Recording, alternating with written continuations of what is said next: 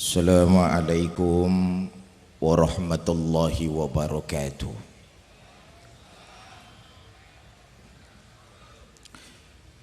Alhamdulillahi wa kafa. Wassalatu wassalamu ala sayyidina Muhammadinil Mustafa wa ala alihi wa sahbihi ahli sidqi wal wafa. Amma ba'du. Yang mulia para alim ulama, para asatiz, para guru-guru, yang saya hormati segenap pejabat pemerintah baik sipil, TNI maupun Polri, hadir di tengah-tengah kita Ibu Wakil Bupati, Bapak Kapolres, yang saya hormati keluarga besar Forum Pencak Silat dan Bela Diri Ponorogo, ibu-ibu dan bapak-bapak, saudara-saudara kaum muslimin yang berbahagia.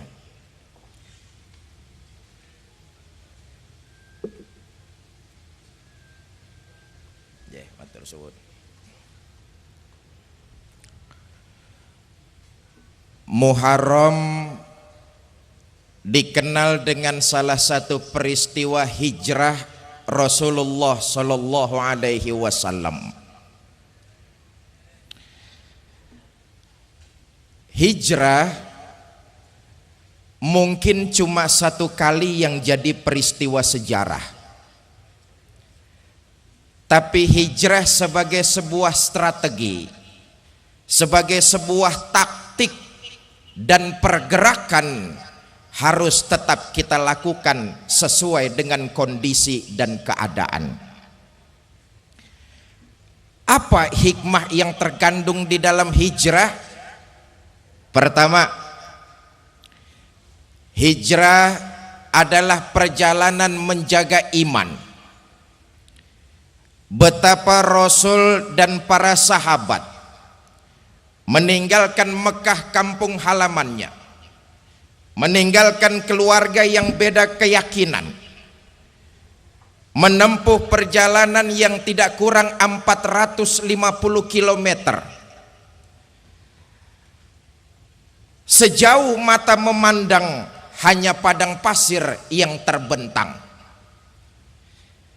Kalau siang panasnya membakar kulit, kalau malam dinginnya menusuk tulang sumsum. Apa yang mereka cari? Apa yang mereka mempertahankan? Jawabannya adalah nilai-nilai iman. Kalau hijrah menjaga nilai iman, maka kita sekarang memperingati 1 Muharram harus dibarengi dengan semangat meningkatkan iman kepada Allah. Saudara, zaman boleh berganti, tapi akidah jangan sampai mati. Masa silakan datang silih berganti, masa silakan datang silih berganti, tapi iman jangan sampai mati. Terhadap kemajuan zaman, bentengnya iman. Kalau listrik masuk desa, alhamdulillah. Kalau koran masuk desa, alhamdulillah. Kalau pelacur masuk desa, alhamdulillah. Itu yang jawab alhamdulillah pasti langganan itu.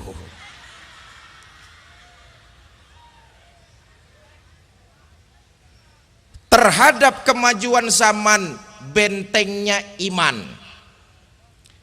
Ibu bapak, saudara-saudara kaum muslimin yang saya hormati, saya menyambung pembicaraan dari Ibu Bupati, Ibu Wakil Bupati tadi. Saudara, memang dengan kemajuan ilmu pengetahuan yang begitu pesat, ini bisa mempengaruhi nilai-nilai keyakinan seseorang.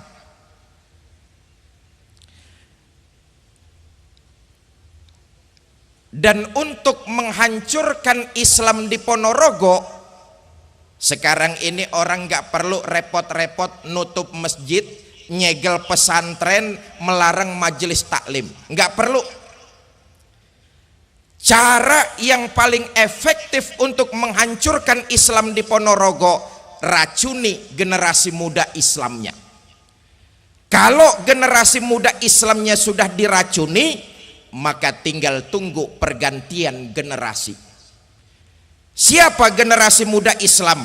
Anak-anak kita, mereka 20-30 tahun yang akan datang, yang menggantikan posisi kita.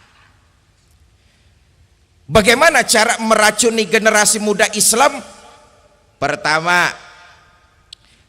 tanamkan kepada generasi muda Islam untuk punya sifat malu beragama. Ditanamkan sifat malu beragama. Sekolah di pesantren malu, masuk madrasah malu, belajar baca Quran malu, pakai jilbab malu,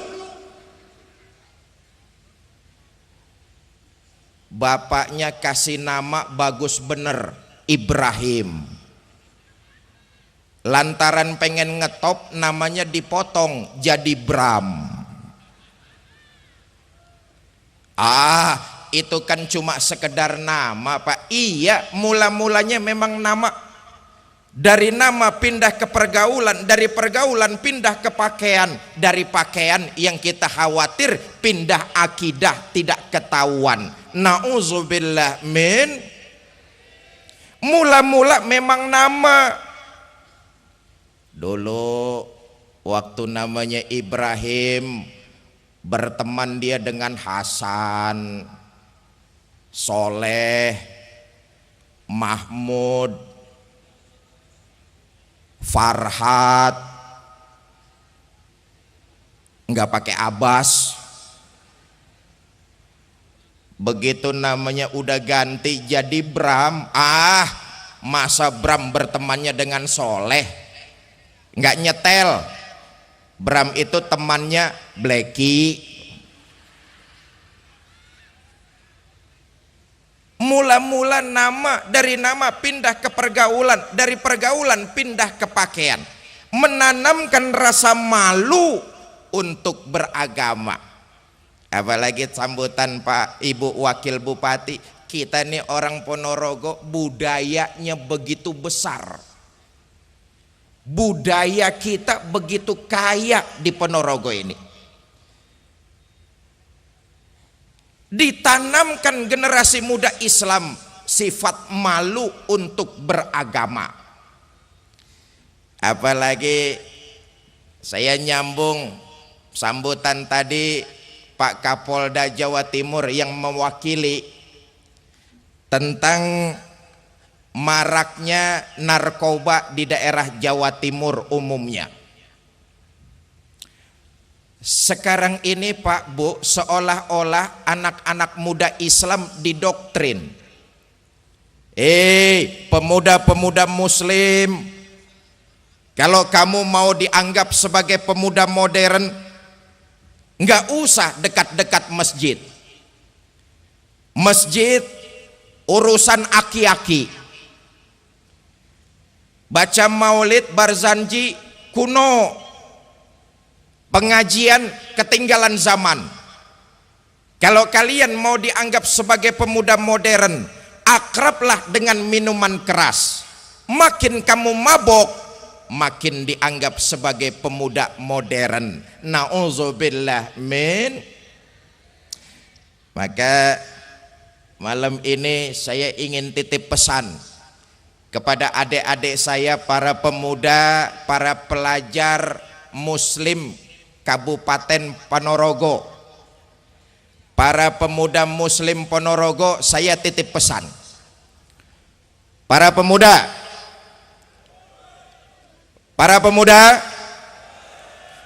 saya titip pesan. Mabok-mabokan itu bukan budayanya orang Ponorogo kok. Para pemuda, mabok-mabokan itu bukan budayanya umat Islam kok. Para pemuda, mabok-mabokan itu bukan budayanya bangsa Indonesia. Enggak pakai kok lah. Mabok-mabokan itu budayanya orang kafir. Orang kafir mabok, pantes. Coba lihat, orang kafir mas namanya juga keren-keren.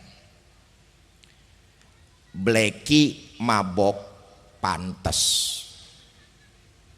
Kalau Bleki makanannya juga enak-enak, hamburger, hotdog, McDonald dia makan. Mabok begitu muntah yang keluar keju. Ini anak Kabupaten Ponorogo namanya Paijo. Makanannya cuma pecel doang sama urap. Begitu muntah saya yakin yang keluar toge itu. Awas, hati-hati adik-adikku, para pemuda, para pelajar, jangan korbankan masa depan kalian yang sudah pasti hanya demi kesenangan yang sifatnya sesaat saja. Nah, kalau tadi saya pesan kepada pemuda-pemuda Ponorogo, sekarang saya ingin titip pesan kepada para gadis-gadis muslimah Ponorogo. Para gadis-gadis muslimah Ponorogo, para gadis yang nenek-nenek jangan nyaut, udah expired ikut-ikut nyaut. Gadis-gadis muslimah Ponorogo, saya titip pesan, boleh nyontoh orang lain, boleh, tapi contoh yang baik-baiknya saja, jangan contoh yang jelek-jeleknya. Nih, maaf Pak, kadang-kadang perempuan kita kan enggak nyontoh perempuan barat, pakai kaos sing udele ketok. Puser bahasa Ponorogo udel ya. Pakai kaos yang pusernya kelihatan. Perempuan barat pakai kaos yang pusarnya kelihatan sih pantes. Kenapa pantes? Pertama, bukan orang Islam.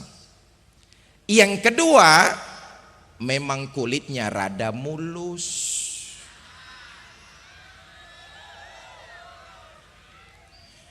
Nek wedok Ponorogo pakai kaos sing udele ketok, sudah bodong burik lagi. Innalillahi wa inna ilaihi raji'un.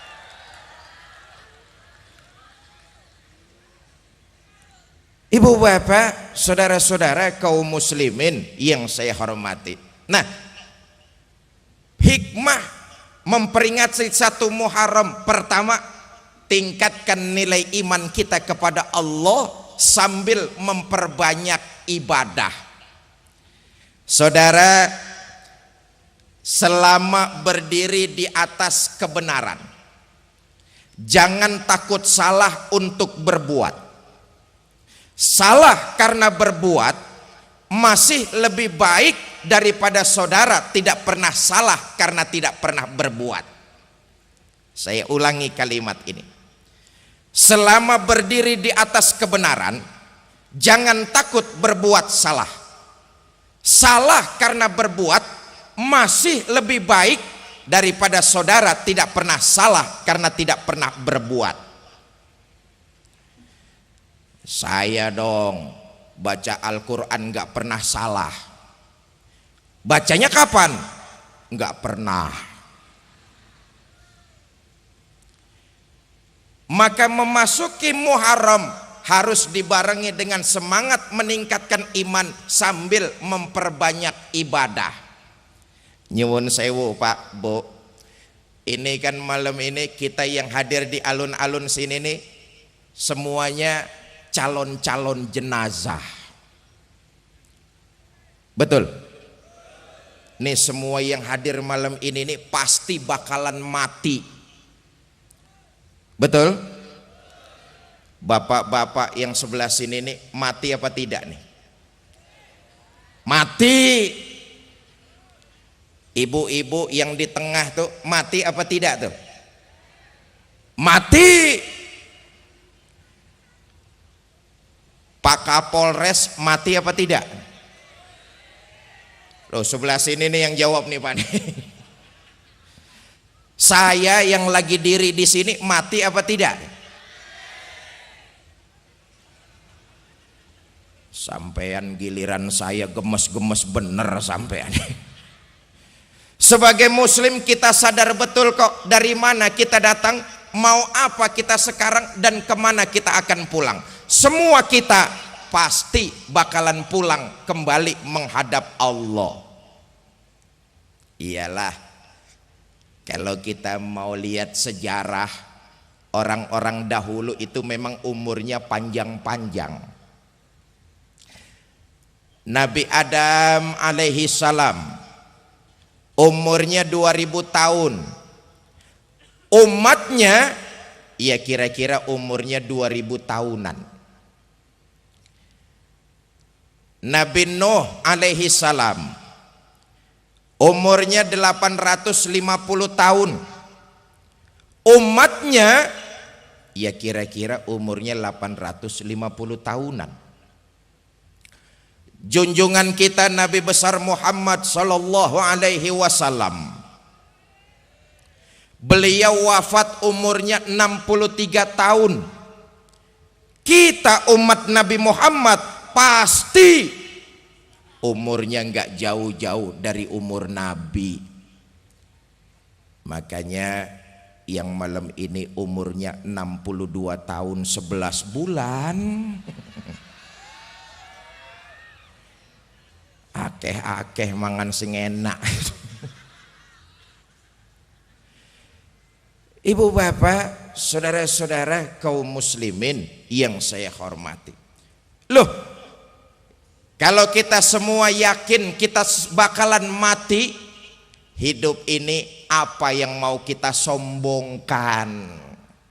Betul? Hidup ini apa yang mau kita sombongkan?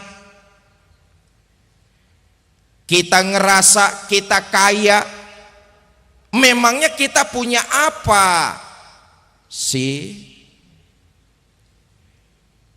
Kita merasa kita berkuasa, memangnya berapa lama jabatan kita sih? Kita merasa kita pintar, memangnya kita tahu apa? Terusin aja sendirilah.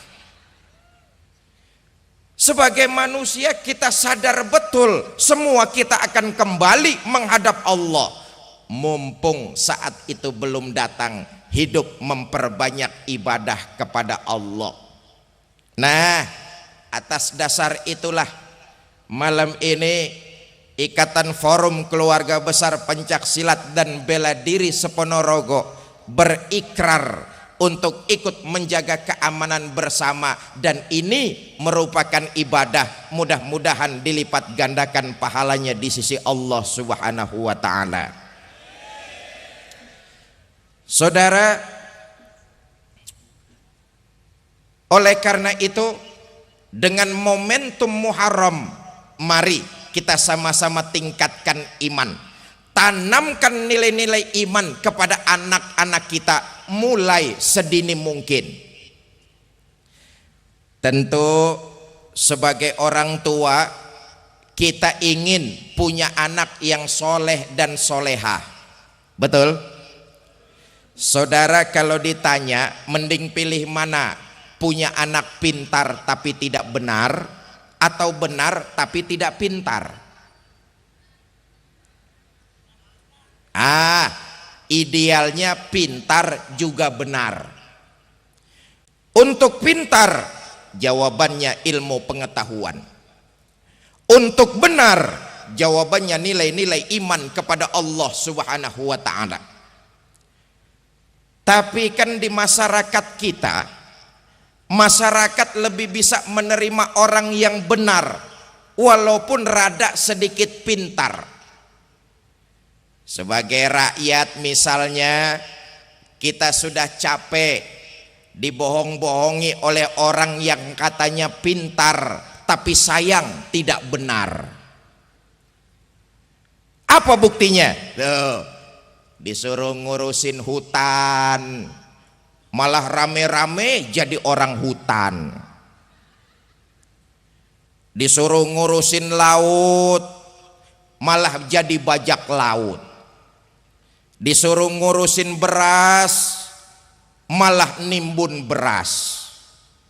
Yang celaka disuruh ngurus hukum, malah bikin hukum seperti pisau, tajam ke bawah tapi tumpul ke atas.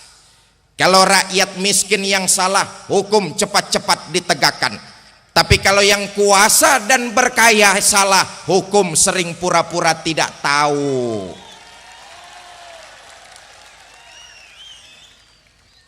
Untuk benar, jawabannya jelas, nilai-nilai keimanan kepada Allah Subhanahu wa ta'ala. Tanamkan itu kepada anak-anak kita. Saudara, sekarang ini masih banyak di antara kita umat Islam yang beriman dalam ucapan tapi sekuler dalam perbuatan. Mulut sih mantap bener ngomong, saya beriman kepada Tuhan yang Maha Esa. Dengar di kantor mau ada mutasi jabatan, kasak kusuk nyari embah. Sholat mah menghadap Allah, dagangan mau laris ngadep dukun. Itu kan namanya iyyaka na'budu wa dukun nasta'in itu. Padahal ini satu paket, tidak bisa dipisah-pisah. Kalau menyembah hanya kepada Allah, maka minta tolonglah juga ke sana, jangan dicampur-campur. Jelas? Jelas? Ibu bapak, karena keterbatasan waktu, sampai jam berapa Pak Kapolres?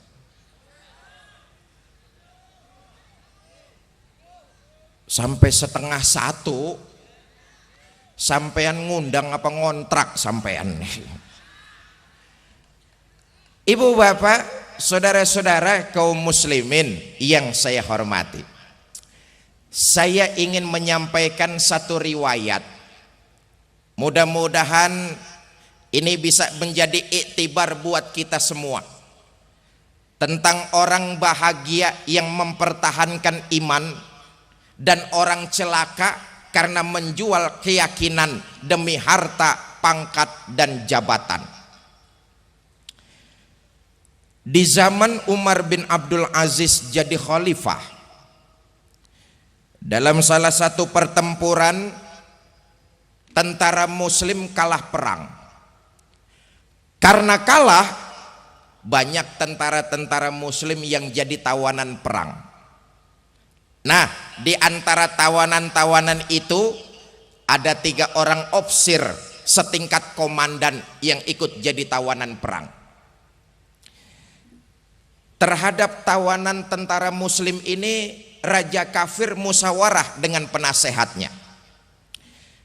Penasehat, ini yang enak tentara-tentara muslim ini kita apain?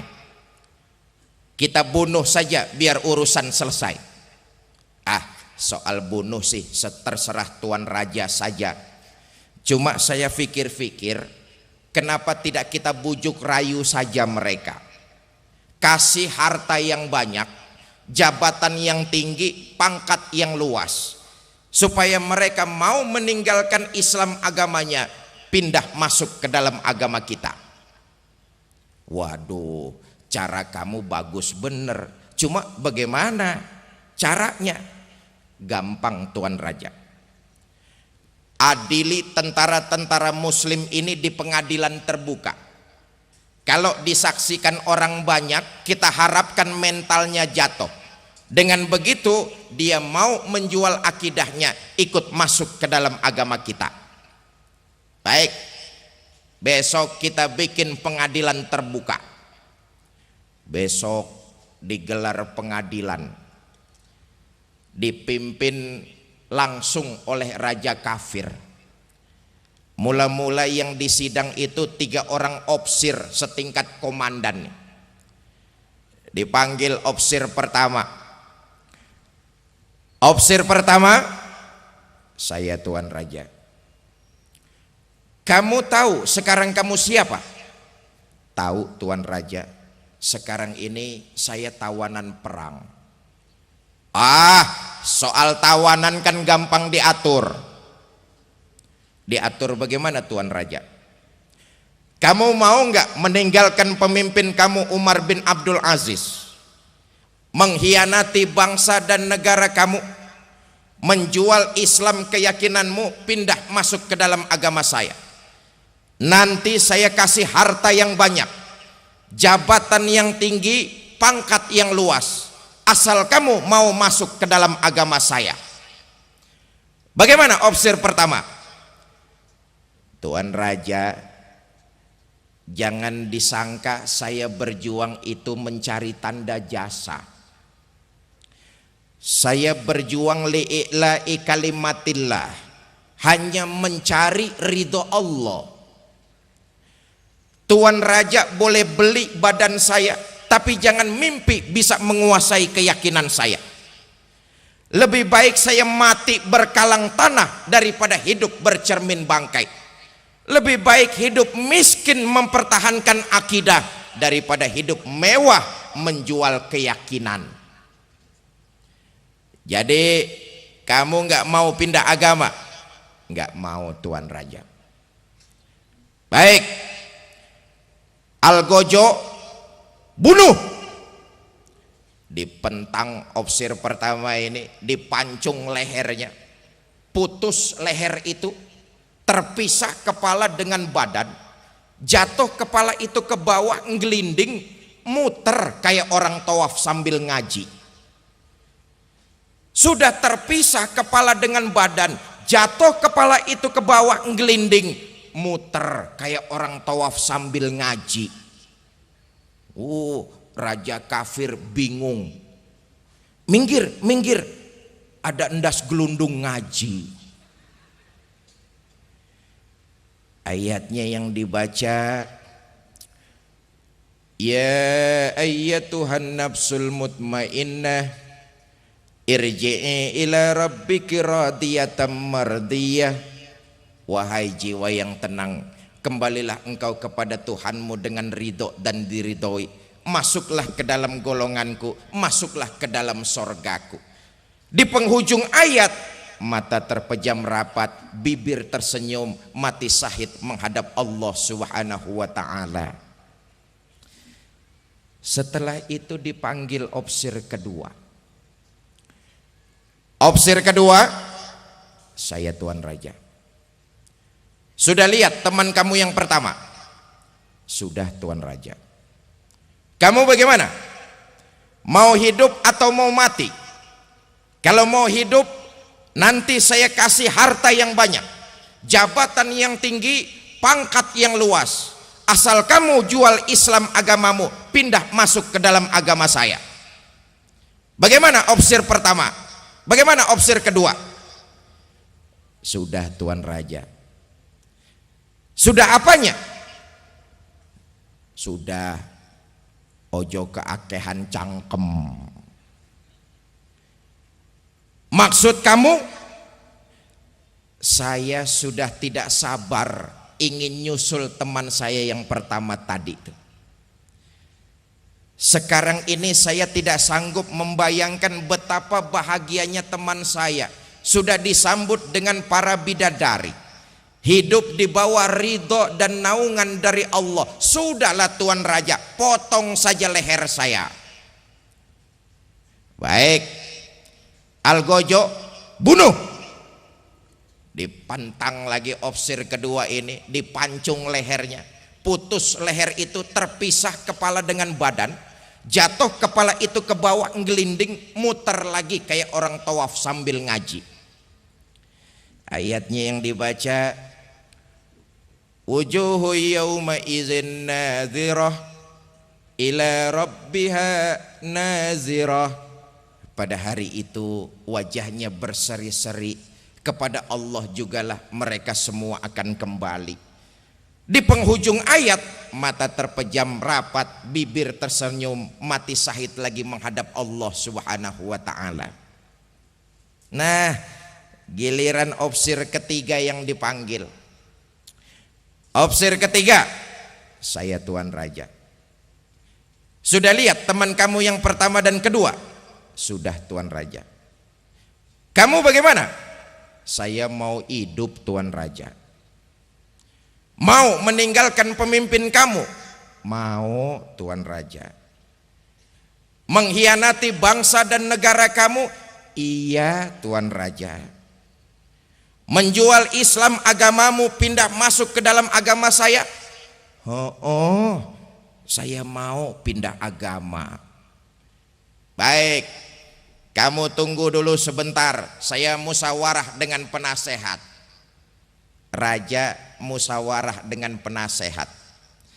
Penasehat ini ofisir yang ketiga, kelihatannya ofisir bagus nih. Dia mau meninggalkan Islam agamanya, pindah masuk ke dalam agama kita. Ini nanti ofisir ketiga yang enak kita angkat jadi pejabat apa nih? Tuan Raja, soal jabatan sih terserah Tuan Raja saja. Cuma saya pikir-pikir ofisir ketiga ini kok aneh ya. Aneh bagaimana? Aneh Tuan Raja. Pemimpinnya dia tinggalkan, bangsanya dia khianati, akidahnya dia jual. Menurut saya ofisir ketiga ini ofisir bejat Tuan Raja. Oleh karena ofisir bejat, bahaya kalau diangkat jadi pejabat, bisa menyusahkan rakyat. Jadi menurut kamu, bunuh saja Tuan Raja. Bunuh. Iyalah, kalau gitu saya sidang lagi ofisir yang ketiga. Raja kembali membuka sidang. Ofisir ketiga, saya Tuan Raja, saya diangkat jadi apa? Kamu nggak diangkat. Loh kok begitu? Iya, pemimpinmu kamu tinggalkan, bangsamu kamu khianati, keyakinanmu kamu jual. Kamu ofisir bejat, maka kamu harus dibunuh. Jadi saya dibunuh. Bunuh. Iyalah, kalau saya harus dibunuh, saya mau masuk Islam lagi. Terserah mau masuk Islam lagi atau tidak, pokoknya bunuh. Iya, saya masuk Islam lagi. Ibu bapak saudara-saudara, apa yang terjadi? Ofisir ketiga ini mengucap dua kalimat syahadat, mengucap kalimat tasahud, tapi macet di tengah-tengah. Na'udzubillah summa na'udzubillah. Ashadu ayo cepat. Iya. Ashadu sampai pedang algojo keburu nempel di lehernya. Putus leher itu, terpisah kepala dengan badan. Jatuh kepala itu ke bawah, ngelinding, muter lagi kayak orang tawaf sambil ngaji. Ya maklum, dulunya pernah jadi orang Islam, jadi masih bisa ngaji. Cuma ayat yang dibaca beda dengan dua temennya yang duluan tuh. Ayat yang dibacanya begini. Afaman haqqat alaihi kalimatul azab afa anta tunkizu man finnar. Apakah orang-orang yang memang sudah mendapat vonis azab dari Allah, bisakah kalian selamatkan? Bertahun-tahun berjuang li'ila'i kalimatillah, berjuang di bawah panji-panji Rasulullah, tapi dalam hidupnya tergelincir menggadaikan iman demi harta, pangkat dan jabatan. Ajal datang menjemput, mati dalam kondisi su'ul khatimah. Na'udzubillah min.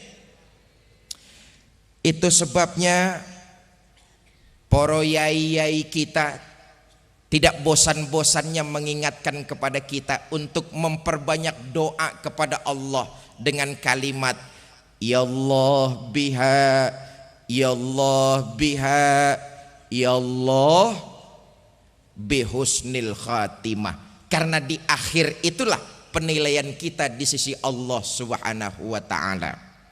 Satu, memperingati Muharram harus dibarengi dengan semangat meningkatkan iman. Yang kedua, hikmah dari peristiwa hijrah adalah meningkatkan persatuan, kerukunan, kekompakan di antara kita. Ayo kita lihat sejarah. Saudara, orang Mekah yang hijrah ke Madinah itu disebut muhajirin. Orang Madinah yang menerima orang Mekah itu disebut kaum Ansor. Mereka dipersaudarakan oleh Nabi. Ikatan akidah jauh lebih mulia dan lebih agung daripada ikatan darah. Maka meningkat memperingati satu Muharram, hikmah yang terkandung dalam peristiwa hijrah meningkatkan persaudaraan di antara kita. Spanduk yang tadi disampaikan dipampang oleh Persatuan Pencak Silat dan Bela Diri, kita semua adalah saudara. Ibu bapak, saudara-saudara yang saya hormati, apalagi kita ini umat Islam adalah keluarga besar. Antara yang satu dengan yang lain harus saling menopang, harus saling membantu dan menguatkan. Kita ini muslim, yang satu dengan yang lain ibarat keluarga besar. Bahwa di tengah-tengah kita umat Islam ada perbedaan, itu adalah rahmah. Tapi jangan perbedaan menyebabkan kita terpecah belah. Malam ini saya hadir di Ponorogo ditemani dengan istri. Saya tidak merasa tamu hadir di sini. Saya hanya merasa seorang keluarga yang hadir di tengah-tengah keluarganya. Kenapa? Kita muslim itu keluarga besar. Menghina saudara sama juga menghina saya. Menyakiti saudara sama juga menyakiti saya. Saya adalah saudara, saudara adalah saya. Di hatiku ada kamu. Asik, asik. Apalagi Ponorogo tadi sudah disampaikan oleh Wakil Bupati, daerah yang kaya akan kebudayaannya. Bahkan tadi sudah disampaikan oleh salah seorang ketua kita bahwa di Kabupaten Ponorogo ini ada 150.000 pendekar. Masya Allah. Saya tidak sanggup membayangkan tahun-tahun ke depan masyarakat Kabupaten Ponorogo, baik warganya maupun para pendekarnya, kalau ini terjalin terus kompak. Tidak usah kita memikirkan terlalu besar negara Indonesia, kita mikirin Ponorogo saja. Kalau kita 150 pendekar ini rukun, kompak dan bersatu, orang luar tidak akan berani macam-macam dengan Kabupaten Ponorogo. Orang luar tidak akan berani meremehkan Kabupaten Ponorogo. Kuncinya rukun, kompak, dan bersatu. Ayo saya ajak hitung-hitungan. 1 ditambah 1 sama dengan 2. Itu angka matematik, hasilnya pasti. Tapi kalau saya rubah jadi angka sosial, hasilnya aneh. 1 ekor ayam ditambah 1 ekor musang sama dengan 1 ekor musang. Kemana ayamnya? Dimakan musang. Betul? Betul? Menjaga kerukunan, kekompakan, dan kebersamaan di antara kita itu modal utama untuk mencapai masyarakat aman, adil, dan makmur. Ayo kita belajar dari masjid, saudara-saudara. Di masjid sebagai seorang muslim kita diajarkan untuk selalu mencari persamaan, bukan memperbesar perbedaan.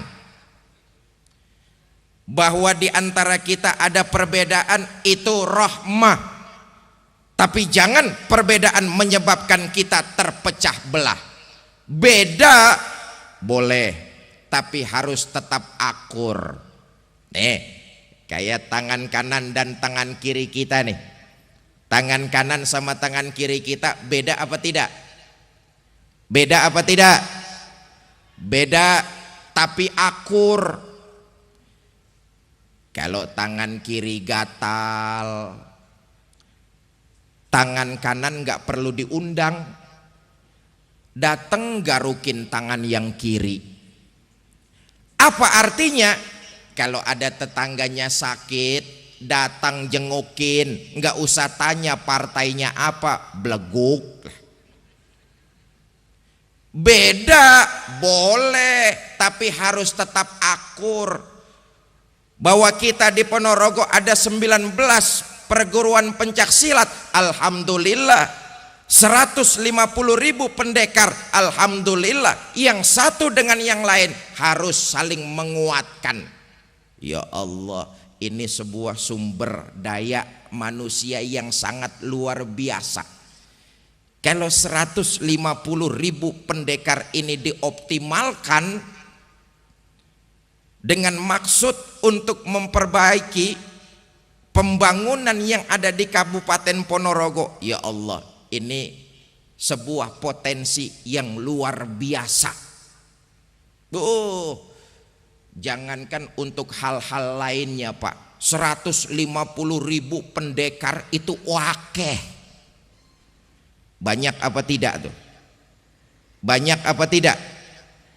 150.000 pendekar nek nguyu bareng banjir. Kita sudah punya modal. Masyarakat Kabupaten Ponorogo 150 pendekar, 19 lebih perguruan pencaksilat. Kalau dioptimalkan untuk mencari ridho Allah, insya Allah Ponorogo ke depan akan mencapai ridho dari Allah Subhanahu wa ta'ala. Sekali lagi memperingati 1 Muharram. Pertama, meningkatkan iman.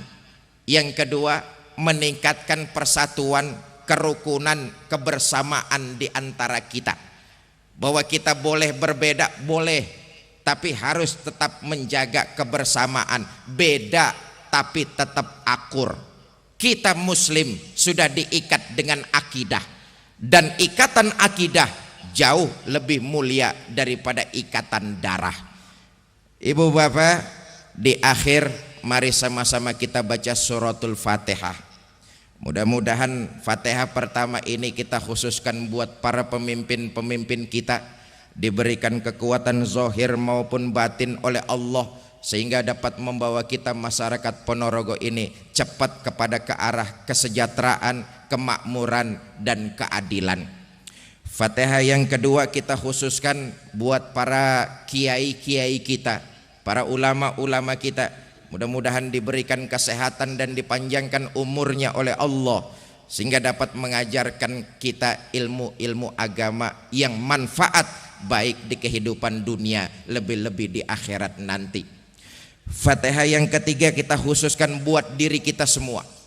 Mudah-mudahan rumah tangga kita dijadikan rumah tangga yang sakinah, mawadah dan rahmah, dikaruniakan kita keturunan yang soleh dan solehah, dan yang paling penting diwafatkan kita dalam kondisi husnul khatimah. Ala haziniyah wa ala kulli niyatin salihah wa ila hadratin Nabi Mustafa Rasulillah sallallahu alaihi wasallam. Sayyul lillahi lahumul Fatihah. A'udzu billahi minasyaitonir rajim. Bismillahirrahmanirrahim. Alhamdulillahi rabbil alamin. Arrahmanir rahim. Maliki yaumiddin. Iyyaka na'budu wa iyyaka nasta'in. Ihdinas siratal mustaqim. Siratal ladzina an'amta 'alaihim ghairil maghdubi 'alaihim waladdallin. Rabbighfir lana wa liwalidayna amin. Pembacaan doa nanti Romo Kiai kita. Ini saja yang dapat saya sampaikan, mudah-mudahan ada manfaatnya. Lebih kurang saya mohon maaf. Saya terima kasih kepada Pak Kapolres Ponorogo. Beliau nih sama-sama saya, asalnya dari Jakarta Selatan ya Pak ya. Beliau mengabdi di sini, doakan supaya beliau bisa membawa kita ke arah yang lebih baik dari hari ini. Kepada Ibu Wakil Bupati saya juga mengucapkan banyak terima kasih, Bapak-bapak pejabat TNI, Polri maupun sipil. Usikum wa nafsi bitaqwallah. Assalamualaikum warahmatullahi wabarakatuh.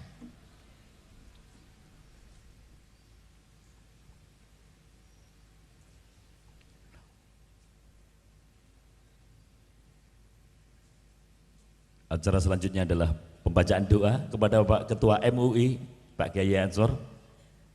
Dipersilahkan.